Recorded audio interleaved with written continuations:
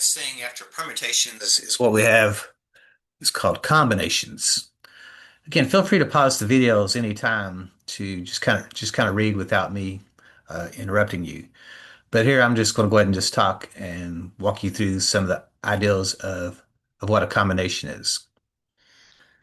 So working with combinations, a combination is going to be a selection of items where the order does not matter. So that's how this is different from a permutation. ABC, BAC, and those were order mattered. But here, it's kind of like what we were doing is just picking people and putting them in a group where order did not matter.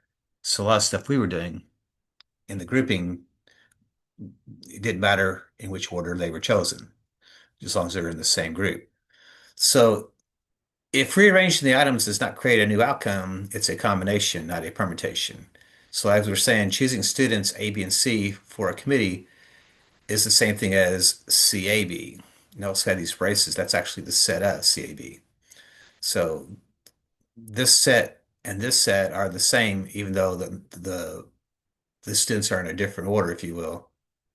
This is what's called a combination, where the pieces inside doesn't matter what order they're in. So how they're identified, order does not matter. So again, we use the word combination for that. So our combination formula is going to look like this. So this is going to be like N choose K, but this time, since order does not matter, what happens is we have to remove, if you will, the ones that uh, are the same. So there's this division by this K factorial as well. So notice how we really have the permutation formula, but then we're dividing by an additional K factorial. That K factorial actually takes out the ones where we then have just order does not matter. So again, when I see this N C K, a lot of times we'll say N choose K there. So N is the number of items in our set, and K is how many we're actually choosing. So we have this formula we can take advantage of in doing combinations. So again, if we're looking for groups where order does not matter, that's what we're kind of talking about. Now, in our homework, question 3 has this notation 10 choose 2. That's our combination formula. So it's going to be this n factorial over this k factorial, if you will, or r factorial, uh, times then this n minus k factorial. So notice how really it's just the permutation formula, but we're dividing by this additional k factorial. So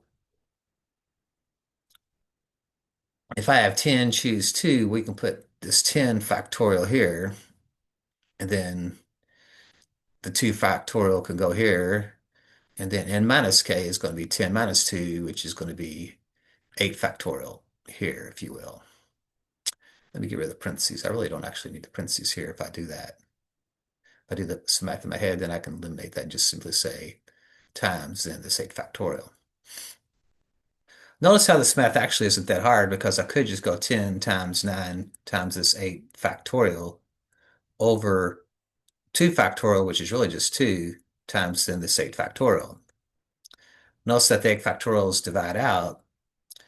Notice that 2 does go into 10 5 times. So really all we have is this 5 times 9. 5 times 9 would be then just this 45. So the math wasn't that hard without, if you want to just use paper and pencil on some of these. But we could use the calculator. So let's see if I can make this a little bit bigger here. Let me bring that back over. So if I go to math, go to probability, number 3, notice how I can actually type in the 10 and 2 by using my directional pad and hit enter, and it'll give me my 45, just like we had. Okay, so you can do that, or you can actually type in 10 factorial, 2 factorial, 8 factorial. So you could go math, probability. Oops, I actually got to quit that. Got to put the 10 in first. So 10, then go math, probability. I can put the 4 in factorial and then divide that by, and then I like to put these in parentheses, 2 factorial. Oops, missed it. I think that's right. Get my directional pad going. 2 factorial and then 8 factorial.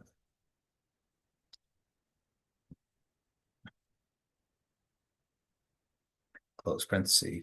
So 2 factors on the top and then divide it, and then I put in parentheses what's on the bottom to be safe. And that's how I get 45 that way. So there's several ways of doing the actual calculations. So when to use a combination? So again, it's when order does not matter. So a lot of times if we're creating groups or committees or teams where it really doesn't matter what order you're chosen is quite fine. So again, you're just choosing a subset of what's been given. So you're drawing items where sequence is irrelevant. So a lot of times with the lottery, as long as you match the numbers, it didn't matter what order those numbers were in. So again, committees and teams, selecting toppings on a pizza order does not really matter. But again, and then choosing questions for a quiz. Those are some examples there. So some key differences you can ask yourself, here's something to kind of pay attention to as you talk about permutations versus a combination. If you're arranging items in order matters, then we're talking about a permutation.